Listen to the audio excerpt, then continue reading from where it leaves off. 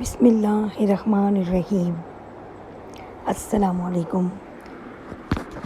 ایک شام امیر المومنین حضرت عمر فاروق رضی اللہ تعالیٰ عنہ اپنا گھوڑا اٹھائے ہوئے نکلے تو آپ کے پیچھے پیچھے حضرت سیدنا ابن مسعود رضی اللہ تعالیٰ عنہ بھی چل پڑے۔ آپ مدینے کی گلیوں میں گشت فرما رہے تھے کہ ایک گھر میں آپ کو روشنی دکھائی دی۔ آپ گھر کے قریب ہوئے، حتیٰ کہ اندر تشریف لے گئے۔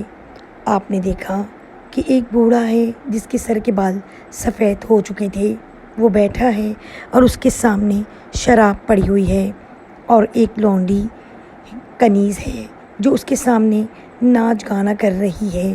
بوڑھا شراب کے نشے میں اس قدر مست تھا کہ اسے خبر تک نہ ہوئی کہ امیر المومنین اس کے قریب پہنچ چکے ہیں۔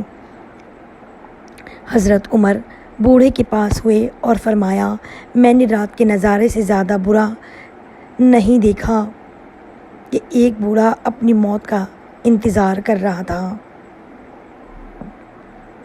اس شخص نے فوراً اپنا سر اٹھایا اور کہنے لگا، یا امیر المومنین، بلا شبہ جو آپ نے کیا ہے وہ زیادہ تکلیف دہ ہے، کیونکہ آپ نے ٹوہ لگائی ہے، حالانکہ آپ نے جاسوسی کو ممنوع قرار دیا ہے اور آپ بغیر اجازت کے اندر بھی داخل ہو گئے ہیں۔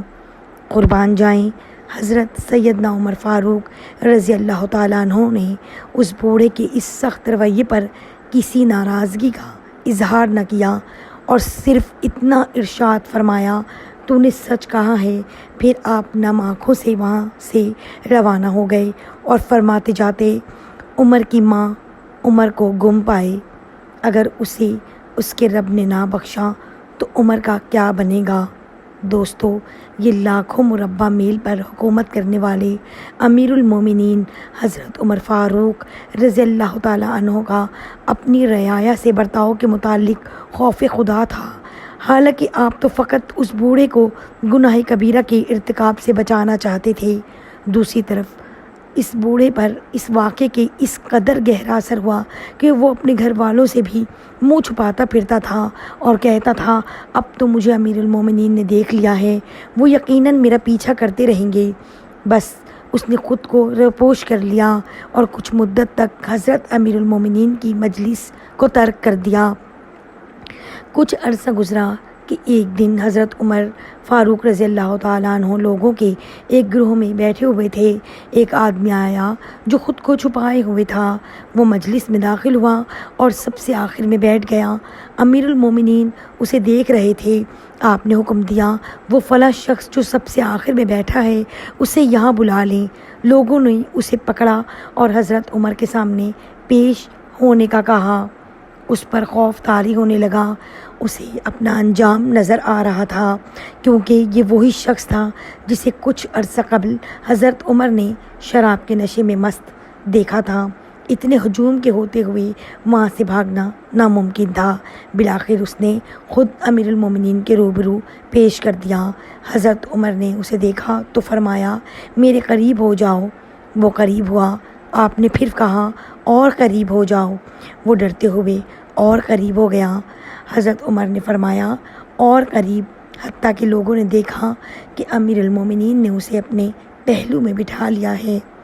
پھر آپ نے اس کے کان میں سرگوشی کرتے ہوئے فرمایا، خبردار، اس ذات کی قسم جس نے محمد صلی اللہ علیہ وآلہ وسلم کو نبی بنا کر بھیجا، میں نے تجھے جس حالت میں دیکھا تھا میں نے لوگوں میں سے کسی کو بھی نہیں بتایا، حتیٰ کہ ابن مسعود رضی اللہ تعالیٰ عنہ کو بھی نہیں پتہ چلا کہ اس دن کیا معاملہ ہوا تھا۔